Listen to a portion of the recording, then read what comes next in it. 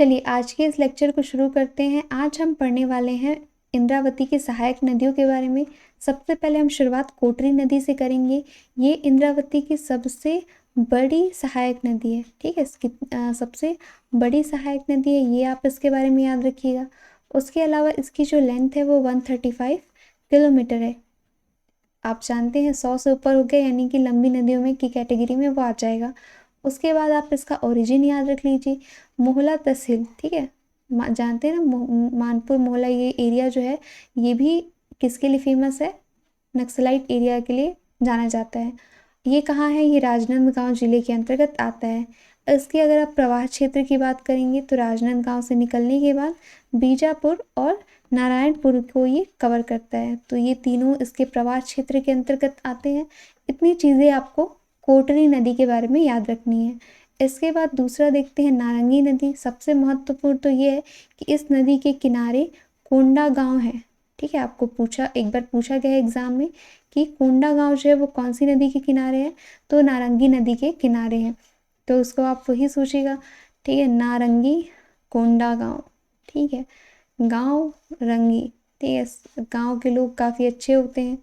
ठीक है, उसके बाद यहाँ पर इसका हम और कुछ फैक्चुअल चीज़ें याद रखते हैं। माकड़ी। ठीक है, माकड़ी पहाड़ी, ये भी कोंडा गांव के अंतर्गत आता है। इसको आप कैसे याद रखेंगे कि ये माकड़ी? इसको आप ऐसा सोचिएगा, नार, नार मतलब तार।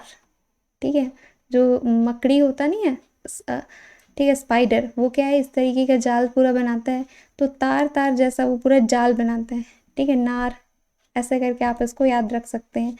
ठीक है, चलिए आगे बढ़ते हैं। यहाँ पे नारंगी नदी के बारे में और क्या बात आप याद रखेंगे? तो कोंडागांव शहर आपको ये याद ही रहेगा। ये विसर्जित जो है वो इंद्रावती में ही हो जाता है। ठीक है, सहायक नदी है और ये इंद्रावती में ही प्रवाहित हो जाता है। इसके अलावा फिर अब डंकिनी और शंखिनी के बारे में देखते हैं। डंकिनी अगर आप देखेंगे तो डांगरी क्षेत्र, ये वहाँ से निकलता है, वहाँ की पहाड़ियों से निकलता है। ये बैलाडीला की पहाड़ियों से निकलता है। ठीक है, तो इसको आप दोनों में कंफ्यूज नहीं होना है। ठीक है, डांगरी क्षेत्र तो ये वहाँ की पहाड़ियों से निकलता है और ये जो है ये बैलाडीला की पहाड़ियों से निकलता है। उसके बाद इसका कलर जो है ये रक्ताब है। रक्ताब यानी कि रेड कलर का है। क्यों रेड कलर का है? क्योंकि यहाँ पर एक तो आयरन ओर्स पाया जाता है। बैलाडीला की पहाड़ियाँ, यहाँ पर सर्वोच्चतम किस्म के आयरन ओर्स पाए जाते हैं, इस कारण इसका कलर रेड हो गया। और एक तो यहाँ पे सॉइल भी आप जानते हैं, रेड लोमी सॉइल पाई जाती है, लाल दोमट मिट्टी। ये सारे रीजंस है इसके रेड होने की। उसके अलावा सबसे प्रदूषित, अगर पूछा है कि सबसे ज़्यादा प्रदूषित कौन है, दोनों ही प्रदूषित हैं, लेकिन शंखिनी नदी कुछ ज़्यादा ही प्रदूषित है। तो ये मोस्ट पॉल्यूटेड रिवर के अंतर्गत आता है। डंकिनी और शंखिनी का जो संगम है वहाँ पर कौन सा मंदिर है? तो दंतेश्वरी मंदिर है। ठीक है, ये सब बातें आपको अच्छे से याद रखनी है। डांगरी क्षेत्र अगर आप देखेंगे तो ये किस एरिया के अंतर्गत आता है? ये दंतेवाड़ा के जिले के अंतर्गत आता है। उसके बाद ये जो डांगरी क्षेत्र है, जैसे ऐसा वहाँ पर हम लोगों ने देखा था ना जब हम पैरी और सोंढूर के बारे में पढ़ रहे थे कि पैरी नदी में थोड़ा सा जस्ट पहले जाकर सोंढूर नदी मिल जाती है। उसी प्रकार से ये जो शंखिनी नदी है वहाँ पर जाकर ये जो हम पढ़ रहे हैं डंकिनी नदी वो जाकर मिल जाती है। तो अगर ये आप याद रखिएगा कि ये जो डंकिनी नदी है वो कहाँ विसर्जित होती है, तो वो शंखनी नदी में विसर्जित हो जाती है। और ये जो डंकिनी शंखनी का संगम है यहाँ पर ही दंतेश्वरी मंदिर है। तो ये बातें आपको डंकिनी और शंखनी दोनों के बारे में याद रखनी है। अब हम नेक्स्ट यहाँ पर निब्रा और गुडरा, ये दोनों नदियों के बारे में पढ़ने वाले हैं। फिर एक एक करके हम सारी नदियों को कवर करेंगे। एक एक करके हम इन सारी नदियों का ओरिजिन देखते हैं। अगर आप निब्रा नदी की बात करें तो इसका ओरिजिन कहाँ है? अंतागढ़, नारायणपुर। इन सभी का अगर आप देखेंगे तो ओरिजिन ही इम्पॉर्टेंट है, अंतागढ़, नारायणपुर। तो इस आप ये सोचिएगा कि नारायणपुर और बीजापुर, नारायणपुर में तो इतनी ज़्यादा जंगल है कि अगर आप गुम गए तो वहाँ आपका अंत जो है वो इम्पॉर्टेंट है, मतलब ज़रूरी है, मतलब हो ही जाएगा। ठीक है, जंगली इलाका, खतरनाक जानवर भी होते हैं। तो ऐसे करके ये अंतागढ़ और नारायणपुर को रिलेट करके याद रखिएगा। निब्रा से कैसे याद रखेंगे? ठीक है, कि यहाँ नारायणपुर में बड़े जंगल हैं। ठीक है, निब्रा बड़े जंगल, तो अगर ओरिजिन पूछा है तो नारायणपुर में है इसका ओरिजिन, न से नारायणपुर, न से निब्रा, ऐसे करके भी आपको याद रहेगा। तो आप इस प्रकार से इसको याद रखिएगा। गुडरा को आप कैसे याद रखेंगे, इसको आप ऐसे याद रख सकते हैं कि अबू जमाल की पहाड़ियाँ, ठीक है, अबू जमाल की पहाड़ियाँ वो भी आप जानते हैं। ओरछा यानी कि यहाँ पे भी अबू जमाल यानी कि अज्ञात, अबू जमाल का जो जंगल है वो भी काफ़ी, यहाँ पे बारिश होती है, जंगली इलाका है। तो इसको आप कैसे याद रखेंगे, इसको आप सोचिएगा अबू जमाल का जंगल इतना घना है कि काफ़ी सारे गुंडे यहाँ पे रहते हैं, यहाँ पे भी आप जाएंगे तो खतरा है आपको, ठीक है, इसलिए यहाँ पर भी बच करके जाना है। इन लोगों के बारे में इनका ओरिजिन ही इंपॉर्टेंट है और कुछ यहाँ से नहीं पूछा जाता है जनरली। उसके अलावा बोर्डिंग के बारे में देखते हैं। अगर आप बोर्डिंग के बारे में देखेंगे तो ये आता है कोंडा गांव, ठीक है, कोंडा गांव। तो इसको आप सोचिएगा कि जैसे गांव में रहना कई लोगों को काफ़ी बोरिंग लगता है, तो वैसे करके आप याद रख सकते हैं। बार बार आता है कोंडा गांव और राजनांदगांव, तो अभी हम यहाँ पे बस्तर की बात कर रहे हैं तो सिर्फ एक ही गांव है, कोंडा गांव। तो आप याद रखिएगा कई लोगों को बोरिंग लगता है गांव में रहना। उसके अलावा चिंतावांगू अगर आप देखेंगे तो ये कहाँ आता है, कुटरू बीजापुर का पठार। तो मैंने आपको बोला था कि कोई भी अगर बीजापुर जाएगा तो उसकी चिंता लगी रहेगी। क्यों चिंता लगी रहेगी, क्योंकि वो नक्सलाइट इलाका है, इसके लिए फेमस है। तो चिंतावांगू को आप इस प्रकार से याद रख सकते हैं। तालपेरू को भी यहाँ पे छत्तीसगढ़ का ये जो इंद्रावती है उसी की उसमें लिया जाता है सहायक नदियों में। तो अब हम इसके बारे में नेक्स्ट देखते हैं। नेक्स्ट यहाँ पर हम तालपेरू रिवर के बारे में देखते हैं। तालपेरू नदी का अगर आप ओरिजिन देखेंगे तो इसका ओरिजिन कहाँ आता है, ये भी बैलाडीला की पहाड़ियों से ही निकलता है, नंदीराज से।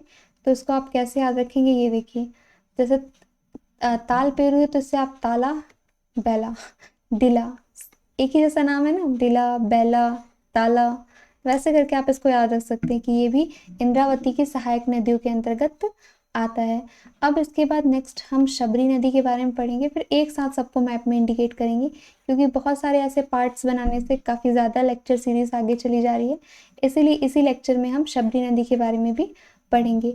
अगर आप शबरी नदी के बारे में देखेंगे कि इसका नाम क्या है, कुलाब, ठीक है, कुलाब नदी भी इसको बोला जाता है। तो इसमें ब शब्द आप देखेंगे जो अक्षर है उस पर काफ़ी जोर हो रहा है, मतलब कि प्रेशर टाइप का आ रहा है, शबरी कुलाब ब। तो ऐसे करके आप इसको याद रखिएगा, 3 अक्षर का दोनों ही है, शबरी और ये कुलाब।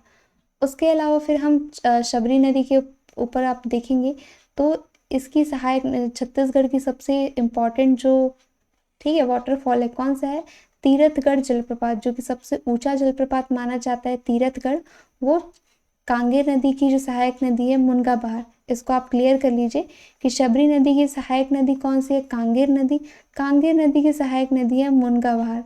इस मुनगा बहार नदी के ऊपर ही ये जलप्रपात है, ठीक है, मुनगा बहार के ऊपर कौन सा जलप्रपात है, तीरथगढ़ जलप्रपात, 300 फीट ऊंचा ये जलप्रपात है, जो कि सबसे ऊंचा जलप्रपात माना जाता है छत्तीसगढ़ का।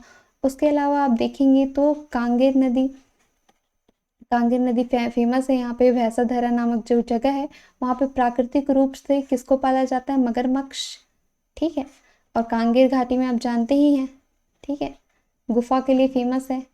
उसके अलावा यहाँ पे आप और क्या चीज़ याद रख सकते हैं, कांगेर नेशनल पार्क भी फेमस है, ठीक है। उसके अलावा ये इकलौती ऐसी नदी है जिस पर कि वाटर ट्रांसपोर्ट फैसिलिटी अवेलेबल है। सुकमा का जो कोटा तहसील है ना, कोटा से लेकर के कुनावरम, तो ये भी याद रखिएगा, कोटा से कुनावरम 36 किलोमीटर तक वाटर ट्रांसपोर्ट फैसिलिटी इसमें अवेलेबल है। अगर आप इसका ओरिजिन देखेंगे तो इसका उद्गम स्थल कहाँ से है, तो ये निकलता है, ठीक है, उड़ीसा, कोरापुट उड़ीसा से निकलता है और फाइनली ये जा करके गोदावरी नदी में मिल जाता है। तो इंद्रावती और उसके अलावा ये शबरी नदी, ये 2 ही महत्वपूर्ण नदी है जो कि छत्तीसगढ़ से क्रॉस होती हैं, ठीक है। तो ये चीज़ आप इसके बारे में याद रखिएगा, शबरी नदी के बारे में आपको ये सारे पॉइंट्स नोट डाउन करने हैं, और इंद्रावती के बारे में मैंने जितना बताया वो सब चीज़ें आपको इंद्रावती के बारे में लिखनी है। अब एक एक करके हम सबको मैप में इंडिकेट करेंगे। ये मैप में इंडिकेट करने वाला थोड़ा लेंदी है, इसलिए इसको हम नेक्स्ट वीडियो में करेंगे। अभी आप आज का जो क्वेश्चन ऑफ द डे है ये आप बताइए। आपको बताना है कि कोंडा गांव जो है वो किस नदी के किनारे है, मोस्ट वांटेड क्वेश्चन, ठीक है। पहला क्वेश्चन आज आपके लिए ये है। दूसरा क्वेश्चन आपको ये बताना है कि गुडरा, ठीक है, गुडरा जो नदी है इसका ओरिजिन क्या है, ठीक है, ओरिजिन यानी कि उद्गम स्थल क्या है। अब इसके बाद जो नेक्स्ट वीडियो आएगी उसमें हम सारी नदियों को अच्छे से इंडिकेट करेंगे। उसके बाद फाइनली 2-3 और बची हुई है, सोन नदी का ड्रेनेज सिस्टम, ब्रह्मणी और उसके बाद नर्मदा, ये 3 को हम आगे कवर करेंगे। धन्यवाद आप सभी को।